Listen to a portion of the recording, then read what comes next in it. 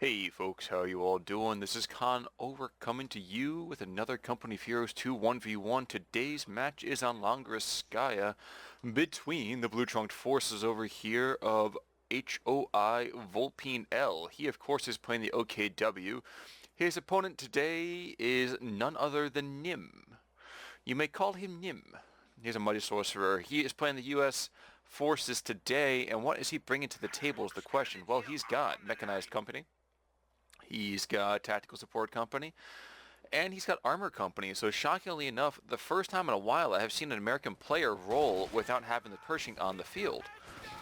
Meeting engagement happening between the Sturmpyos and the rear echelon. It's going to go a little bit better for the Sturmpyos, taking territory at the same time, as well as putting some firepower down the Americans. But it doesn't seem like he's too concerned about doing that, even capturing territory, never mind. Vulpine, for his own point, what is he bringing along? He's got Feuerstrom, he's got Fortifications Doctrine, and he's got Scavenge Doctrine. Opening up a very standard build, especially along Langraskaya. Though, honestly, you usually tend to see the Kuppelwagen first. It's really a flavor pick more than anything else. But more often, you're going to see Kuppelwagen out on the map to kind of push these wide open spaces that exist in the outer regions of the map, or even to dive in and kind of harry your opponent a little bit in the meantime. Volksgrens aren't coming up though. They're trying to get in and put fire on top of these riflemen, because the riflemen are doing a pretty good number on these Sturmpyos. And as for Nim, is he going to go for a very, very meta beginning? My guess is probably yes. There's the third rifleman, and we are going to probably see a meta US game. On this map, the meta is really hard to beat. The mortar has a lot of extra positions to hide behind, shot blocking, and cover otherwise. And the Stewart's got a lot of roads to really utilize to really move himself around the map. These lanes give him that nice little movement bonus. And the wide open areas, while they are broken up by some of these garrisons, are not going to be easily dealt with. Vulpine, though, is going for a second Volksgrenadiers, and the question, I think, really is whether or not Vulpine will be able to minimize the losses before things get too dire. Neither player has successfully taken a VP. The Americans have lost 9 tickets because of a very, very quick pickup, but now the Germans are taken to the west, the Americans to the east. The Americans have their fuel, the Germans do not. So we might see a bit of a problem, especially with all these Volksgrenadiers over here. I mean, it is kind of an adorable shot to have all these guys hanging up behind this truck, you know, doing their own thing. Kind of really reveling in all the companionship they might have. Sturmpyos, in the meantime, though, do shatter this very, very opportunistic squad of riflemen that kind of charged forward here, and you do see those riflemen are just getting hammered. They fall back and I would say, in disorder. Now, these other Germans are kind of hanging out, realizing, wait a second, can we get any closer to this? But the riflemen jump right back into that house, causing these Volksgrenadiers to kind of shift forward ever so delicately. Neither player is going for this center VP, which is kind of surprising to me. Rear echelons, for their own part, taking the eastern side of the map. To the west, this other rifleman squad that's not been butchered has successfully pushed essentially to the German side of things. Germans have managed to push back the riflemen out of the garrison, but they put themselves in range of this mortar, and I suspect this mortar will start unloading on the German positions imminently. And I'm wondering, will Vulpine go for a mechanized regiment as a response to this? I feel like as long as it doesn't lose too much more in the way of just raw HP, that might be a really good option. Depend very early on utilizing his medical supplies as opposed to investing in the fuel itself. If the Germans are able to take this fuel away from the Americans, that'd be pretty good in and of itself as well. But we see a captain coming in, so there's no fuel left out for the Americans. And the Stuart's going to be quite delayed if the current incomes are kept. And of course you do see 70 fuel, which means that thing's going to be, what? Another 3-4 minutes? Now, to be fair, all the Germans have to do is just deflect and deflect until they can get out either a Kettenwerfer, which is already an opportunity, or get out maybe their own Panzer II. Not a great position either way. You do see right now they're not even going to be able to force back the Americans from that fuel point. It's going to go back to an American-held hand in just a moment. But the Germans seem very, very determined to beat on this meta as much as possible. We do see they're local counterattacks and flanking the mortars. A very, very good opportunity right there. To the west, these riflemen are going to be trading shots with this Kubelwagen, and the Kubelwagen is not going to do too particularly well against them. I mean, getting up close and personal is where most of the damage comes out for him. But nevertheless, we are going to see, nope, it's going to be Battle Group Headquarters instead. So maybe a AA half-track might be what Vulpine kind of falls back on, or he's just looking to delay until he can get to that late-game tank support, and that might be the best call under the circumstances. That captain is now out in the field, and the second these Volksgrens do get themselves some incendiary grenades, I imagine we'll see some thrown out upon these particular garrisons. The Germans are doing the right thing and pressuring the American fuel as much as possible. Unfortunately for them, the riflemen are trading rather well. Very well indeed. The riflemen up here, also in the meantime, very, very advanced position. And ISG is the first thing out. He's not going to worry about the medics real quick. He wants to have the ISG to put fire down on that mortar, and that's a good decision right there, if I had to say so myself. And frankly, I do say so myself. In the meantime, though, these Volksgrens are able to deflect the rear echelon push, and we'll be able to do so for another few seconds. And it looks like we're going to see TAC support. An uncommon pick these days. Like I said, often you tend to see heavy cav companies. That tends to be the very much, not super meta, but nevertheless a decent one all the same. Schumann's been put out in the meantime as well, so if these riflemen are not careful, they really could find themselves getting whooped rather quickly. Sturmpires, though, are moving up in close support of these Volksgrenadiers, and will force back one squad already, and the other squad's falling back, only a soft retreat. That will change very, very soon. 7 minutes in, 499 to 448. And Nim has delayed his... those medical supplies. Has delayed his Stuart by deciding to go for an earlier ambo. But, you know, it's good policy to keep your troops as healthy as possible. Question is, will these Sturmpies be enough to shred this mortar team? Yep, there goes one model. Can they take out one more? Just super close. No, riflemen and rear echelons move up in close support and will chase back the Sturmpies pretty darn quickly if they are not careful. Also worth noting that the M1919s are going to be free. So that's going to be a fair chunk of fuel that's not going to be having to be spent by the Americans. Worth noting in the meantime as well, the Germans have called in an MG34, which is going to suppress the ever-living bejesus out of the Americans until, of course, this mortar starts laying down the smackdown. And the first couple of rounds are coming in already. And that's going to be a bad place to be if you're a machine gun crew. Germans are losing their fuel over there to the west, even as the ISG gets himself into this fight, putting down some rounds into the now the retreating Americans. What is it over there? It's just a rifleman squad. Okay. And the Germans are playing a little bit of Blob City, which I'm never really fond of, but that's what he feels. That's what he's got to do. Is what he's got to do. And the Stuart now at long last is coming out, but Vulpine should be able to deflect that. He's calling another Kettenwerfer, and it's gonna be a little bit of time before he can call on a Shrek. But nevertheless, decent position all the same. You'll notice in the meantime too, even though the Germans are probably going to lose their fuel, the Americans aren't going to be far enough behind that. See, their fuel is just going to get decapped out right about the same time. And I imagine Vulpine is going to go for that Schwerpanzer headquarters soon enough. Rear echelons are able to take the center VP, at least decap it, and that's going to be good right there. And these poor Volksgrens are going to get shredded by the M1919s. A surprisingly effective weapon. Those things look really kind of nasty. And geez, there's two of them on that squad already, so that's a big potential hit right there. Germans have decapped the fuel away from the Americans. Good thing right there. This machine gun, I kind of feel like should have just run into the middle VP to prevent the capture of it in the first place, but also to put fire from a very, very close position.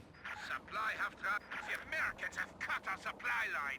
And that is true. The Americans have cut a supply line, but it's not anything really worthwhile. You only lost a territory point right here more than anything else.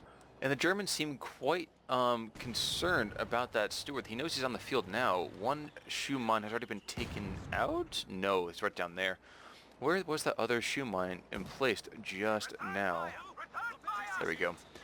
Throwing down mines in the center part of the field here, and though if one mine goes off while these guys are laying it, it's going to be a devastating thing, my friends, a devastating thing indeed. But this ISG is setting up, and this Rakettenwerfer, oh, this is going to be glorious. If he can get this to work, this would be amazing. The Stewart doesn't seem like he's going to fall for it, though. If he tries to charge down looking for, oh, come on. Okay, here's something to note, guys. Nobody lures in a tank like Vulpine. He's trying desperately to bring them on in. This Rakettenwerfer is going to set himself up and cut a couple rounds, and machine gun does go down because of that mortar. But with luck, we will see the Rakettenwerfer lure the Stewart in. Oh my gosh, there's mines on both sides. Guys, this is how to defend against a tank. That's really an excellent place. I'll try to save that for an idea for later, guys. But this is how you do it. Definitely worth noting. Germans to recrew that machine gun, and even though he's been donating kills over to this mortar team. Oh no, not even the mortar team. Dear God, what got him down? Was the rifleman? Jeez. Definitely doing some crazy good work here. Oh jeez, and there are guns in every direction here. Unluckily for him, though, this Schwerpanzer headquarters is able to see that approach, so while the ISG could see a fair amount of firepower being levied at it, it's not going to, mostly because of the support of that Schwerpanzer headquarters, that 3-centimeter autocannon doing just tons and tons of work. Question is, will we see these guys getting suppressed and pinned in enough time? I think the Americans are going to take this middle point, but not without casualties. Another round comes in, and kachoosh. There goes another dude. And here comes the captain trying to pick on this machine gun, but it's not going to be a very good opportunity for him. Indeed, you do see the captain losing lives almost needlessly. Stewart sliding over here to the west, trying to put fire on anything possible. Deflected by the Rakettenwerfer. And unfortunately, we do see this mine's going to get taken out in the meantime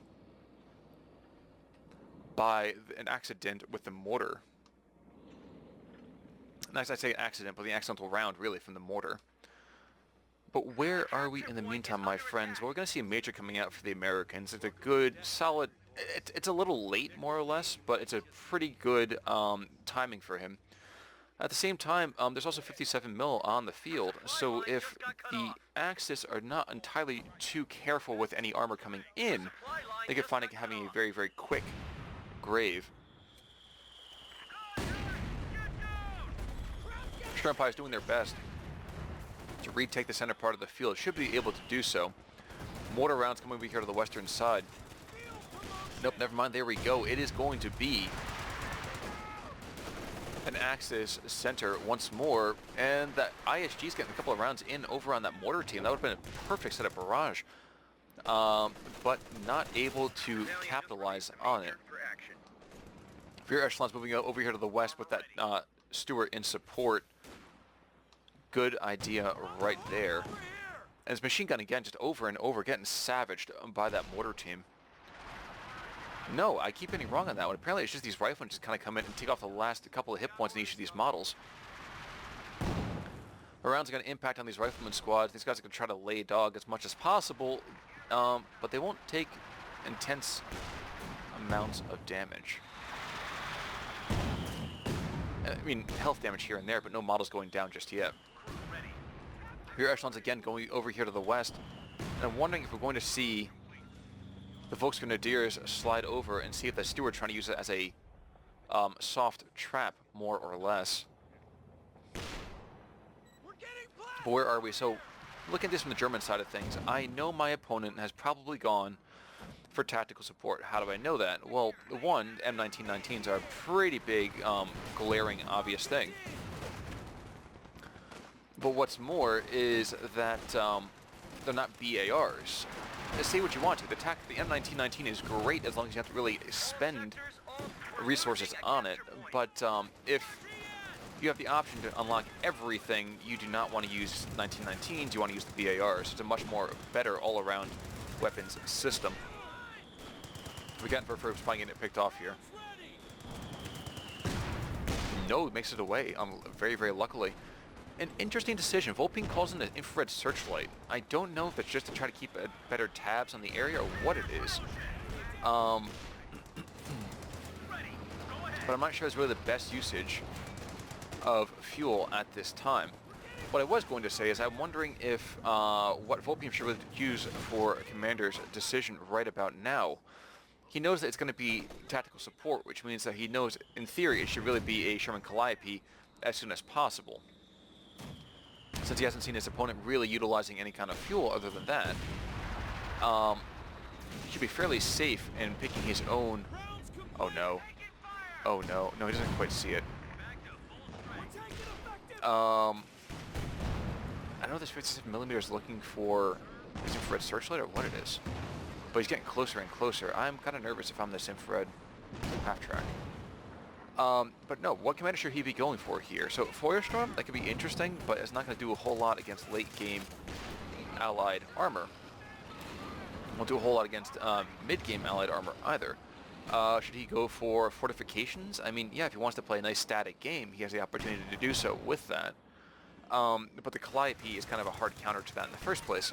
If I were he, I would be saying scavenged auction right about now. It doesn't give you the anti-tank potential with the Ostwind, but knowing how much infantry is currently on the map for your opponent, that's probably a pretty good opportunity for you to get in there and really do a number on your opposing forces. Worth noting in the meantime, though, that the Americans, though, still have an army size advantage over that of Vulpine, and firepower is very much in the Americans' favor. Sheriff Pencil headquarters gets a line on. Maybe these obos are going to get in there just in time so it doesn't go away. No, it's going to be actually picked off. It's going to be a 2-0 U.S. cap. Unless we're going to see ourselves actually a Sherman coming out. So interesting decision there. I thought he's going to hang out just long enough to get that Calliope, but I guess he's far enough away. In terms of just raw commander points, he doesn't have the opportunity. He really wants to get another tank on there in the meantime. Now, ISG is still not getting a ton of kills. Unfortunately, he's not able to utilize the infrared half-track as well as he might want to. And if this major gets in here and starts taking territory right here, that's kind of a slap in the face for the Germans. So I'm thinking about it. What am I doing if I'm the Germans? What's my first recourse? One is that these Obers are going to be pretty good against 1919 riflemen. The LMG 34s do give them an opportunity to kind of hang tough as much as possible. But in the long run, will not be a sustainable opportunity here. Mostly because the Obers still do get outgunned by late game Allied infantry, and certainly by late game Allied armor. Anti-tank gun, ready for action. And there's another 57mm on the field as well for the Americans. Interesting, interesting, interesting. 407 to 387 though, 405 to 387, excuse me, a 2-0 cap, going to be a 2-1 in just a moment here. But the Germans are bleeding every single second they have this going on. ISG finally getting a couple of good rounds and forcing back the captain, but now there is a Sherman out in the field as well as a Stuart. And the Stuart can kind of flank most armor that the Germans will have access to at the moment. Albeit the later game armor should be able to tank a fair amount of attention, let's say, from the U.S. It's going to be a fortifications doctrine after all, so we might even see a PaK-43 being placed right in this area. I'm not sure I really agree with that decision. I think having perhaps a zeroing artillery might have been why he's going for it, but even that's kind of a very, very interesting decision. S Minefield's going out, looking desperately to stave off a push by the Americans, and we're going to see them probably run into it and get blown to pieces here. No, he's going to realize it's probably not a good idea to rush forwards. Instead, he's sending in the Major. Yep, and Major drops. Major drops at about 5 seconds, sets off 2 of those mines, and there's still a ton more of them over here. The thing about those S minefields is that they are quite devastating no matter how many models you got going on. Ober's going to slide up trying to get maybe in and around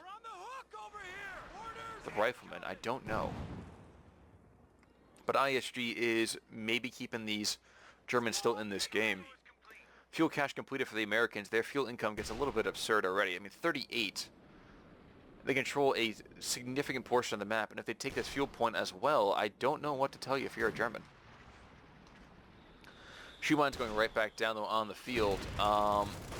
Volksgren sliding forwards, losing some hits already. These double 1919s on these squads are just savaging a German war machine, especially to go across open ground.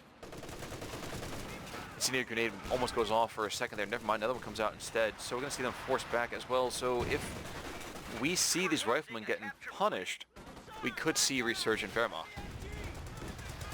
That said, there still are 4 or 5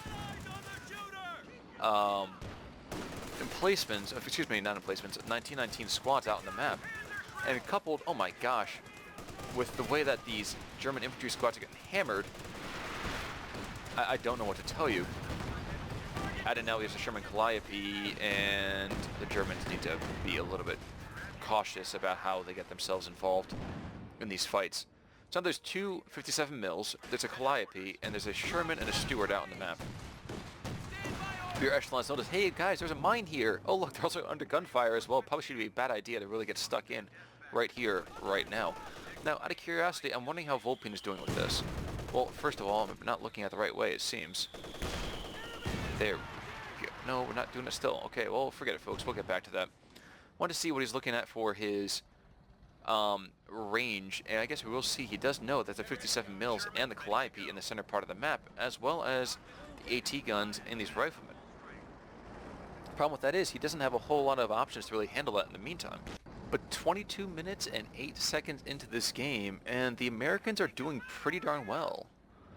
They are taking some incidental distance fire here and there, and it does seem that we've lost ourselves that Sturmpire squad. The question is, have the Americans picked up the Shrek? This squad hasn't. That squad hasn't. Honestly, if one of these squads has, that's super bad news for the Germans.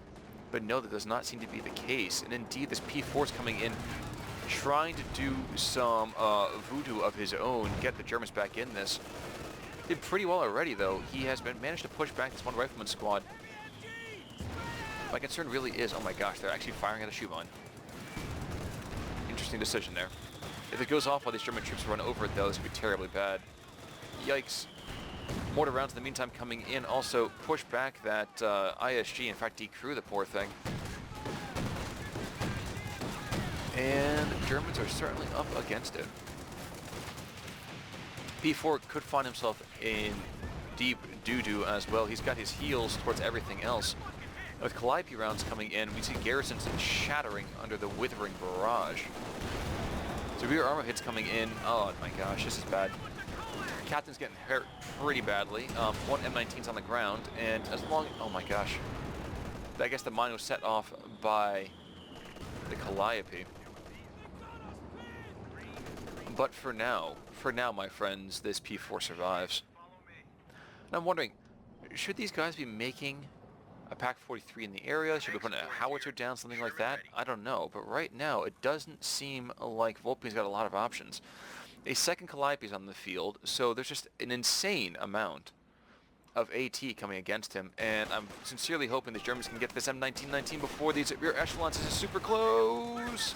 Yes, they do, so now the shoe's on the other foot. Panzerfaust is going to come out hammering into that one Sherman. So while this Schwerpanzer headquarters is going to take some real rounds, and this infrared searchlight as well might take some more pain. Shockingly enough, he seems to be okay. Vision block's been damaged by that Stuart. We could see a hero play coming up in this P4. However, the vision block being damaged is kind of a bit of an issue. One round coming in? No, maybe? There we go. One more round. Is he gonna die for it? He's going for it, folks. He's going deep. 57 mils got him in the rear. Main gun destroyed. Yeah, he's going to try to get in behind him. But if he takes out one Sherman and starts putting her onto the Stuart, Could be enough to get away. We just lost a medium tank. Stewart's going to go down, folks. This could be quite a turnaround. He's in here. He's in there like swimwear. He's in one of the round off. There goes the Stewart. So this P4 is a god. Got destroyed. He is a god, ladies and gentlemen. He's going to get out alive as well. So there's 2 Calliope still on the field, which means it's not going to be easy for the Germans to get back into it with all the indirect fire, including this full vet mortar. This P4's gone a long way to make things a little bit more comfortable for everybody. 300 points remaining. So well played there. Very, very brave dive. In the meantime, though, Battle Group Headquarters continues to get plastered. The 2 Calliopes doing their thing. Doing pretty well against it as well. Oh, jeez. Okay, so 57 mil is finally now up in business. But it seems the Volksgrens are close enough that... never mind, he's going out of here. Good plan. And LEFH is coming out. One of our capture points. About stinking time. I definitely want to see this be utilized to its fullest here. Counter battery fire could be intensely good. But I don't think it's unlocked for a bit of time now, is it? Well, it's going to feel like a bit of time. Veterans who wants to do a little bit. Several rounds here or there. And the Searchlight's going to buy it. I can almost guarantee that. There we go. There goes the Searchlight. This machine gun is savaged. And the Shrimpios are not repairing or even creating anything, so I'm a little concerned on that note. Being overrun. 282 to 387, though. If the Germans can get this P4 back in the fight, it doesn't run afoul of these 57 mils, which is a high possibility considering their placement. There's one there, one over here to the south, backed up by these 2 Shermans as kind of a mobile reserve. I have to be very, very concerned about things. Forgetting for getting pushed back to the south as well. Alrighty though, where are we? Well, the NIM, if it gets the fuel, can call in a 3rd Calliope, and if there's a 3rd Calliope, I don't know if the Germans actually can come back from that one. That would be kind of insane in my mind. There's way too much firepower to handle, I would say. Now, get over there and start making that howitzer. Thank you. P4 is getting back stuck in, though. He's going to get pushing forward, so I think rather bravely, maybe a little bit stupidly. Because they still have all that extra AT. The Calliope is now trying to find the Germans to the north, failing to do so. I'm almost wondering if it would not be better to do something like, okay, well, you know, I'm going to fire once where I think the German infantry is going to go, and then once where they might end up eventually. P4 in the meantime takes some rounds from his own gun there, and puts him drops him down actually to half health, which is just a devastating amount of damage. And there we go. This howitzer is going to get right on into the fight, I should hope.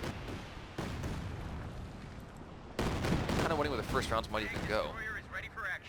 And now with the Jackson on the field as well, Germans don't have many options left, do they?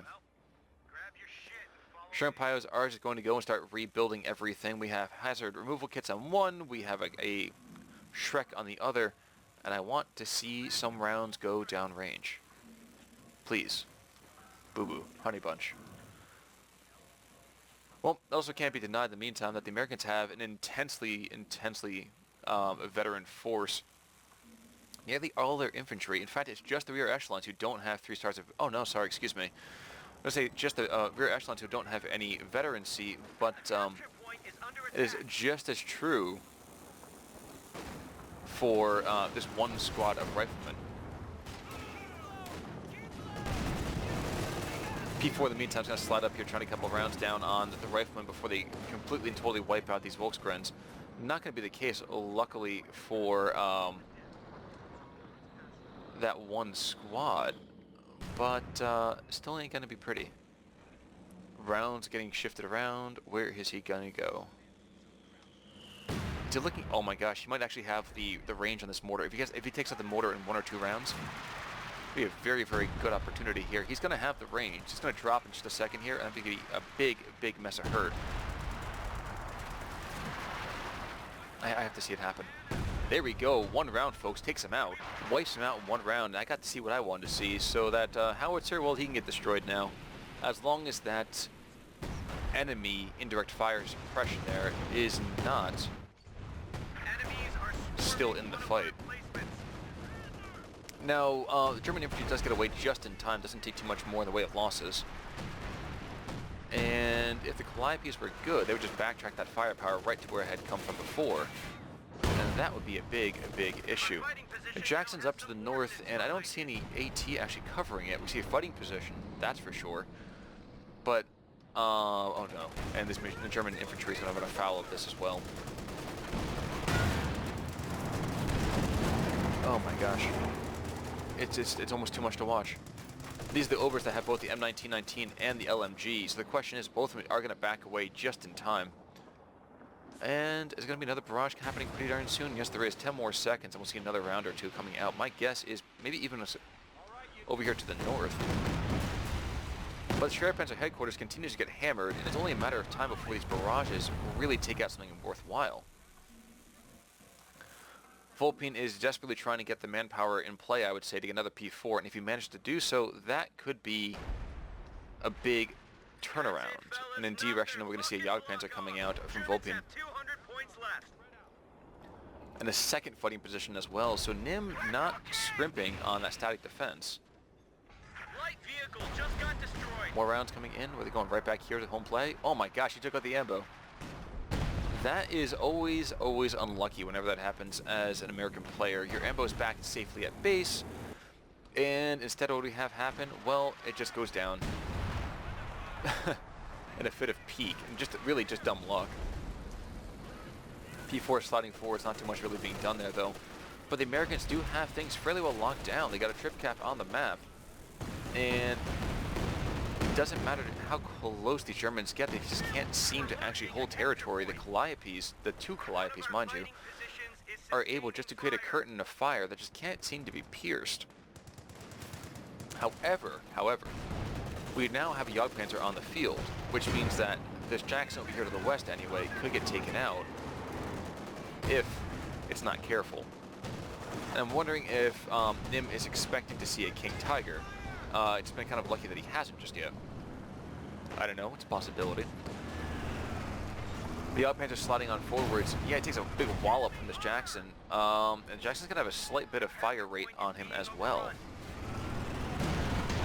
Oh no, but bouncing around right there. Oh no, both guys are bouncing rounds. Oh my gosh. Rakettenwerfer is going to get flanked by something. 57 mil is going to put rounds into the Jagdpanzer as well.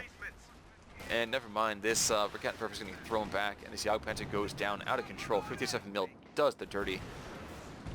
And I don't know if Vulpine can get back in this. I thought he was going to have a rallying point there or again. But it's just too much to handle. These rockets are just going to be causing too much of an issue. And you do see the Schwerpanzer headquarters going down. That's unlucky right there, that is. Now, this poor Rakettenwerfer has been decrewed. This ISG has been decrewed. The Schwerpanzer headquarters is down.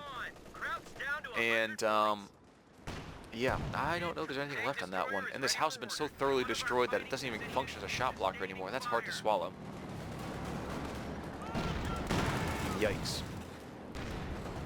So, Vulpine, though, not content to just kind of throw himself over and just die meekly. Oh, wow, Jackson throws around just barely past him. And another rounds here and there going by, not actually going to do anything. Never mind, folks, there we go. P4's he's going to take out one, but he's going to buy it in turn here. And second death, he goes down. Jackson's going to throw himself into a tree because, you know what? Life isn't worth living anymore. We just lost a medium tank. And unfortunately for the Sturmpires, these guys are under fire from... Nope, just the one fighting position. I thought the other one had gotten an upgrade as well. But it's not to be the case. Howitzer, in the meantime, continues throwing rounds down range, but we're really just taking out fighting positions here and there. And I don't think the Germans have enough to deflect this any longer. Shockingly, I think that all Nim really has to do is just trade bodies for time. He's got this the big W in the bag. Another round coming in soon. Any moment now, I imagine. Just kind of wonder if the howitzer dropping rounds onto the tank, if that would actually take him out or not. I don't know, but here come rounds, and dropping just barely short. Had they come just a little bit further, this howitzer would be taken out. As it stands, the Germans are still down 12 in army supply already. And I'm kind of wondering to see if Nims is going to wait another 30 or 40 manpower just to throw in another Calliope. Well, nope, he's going to reinforce his squads instead. But the squads that remain, although he's lost some fair number of his troops, these are crack units that remain. Even the rear echelons are very, very good. Recon run being thrown out there, and I wonder if they're going to see a strafing run as well. Could be kind of fun. And another Calliope barrage. Jeez.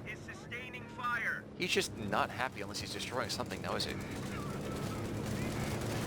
I never thought that mass Calliopes could actually be a legitimate option either. Krauts have cut our supply line. Frontline units are being hung out to dry. Not entirely sure what it was just shooting at that flyover recon flight there, but interesting nonetheless. Poor guy. Never mind, he's dead. He's gone. He's gone. He's never coming back. Strafing run comes in though, trying to suppress that infantry as much as possible.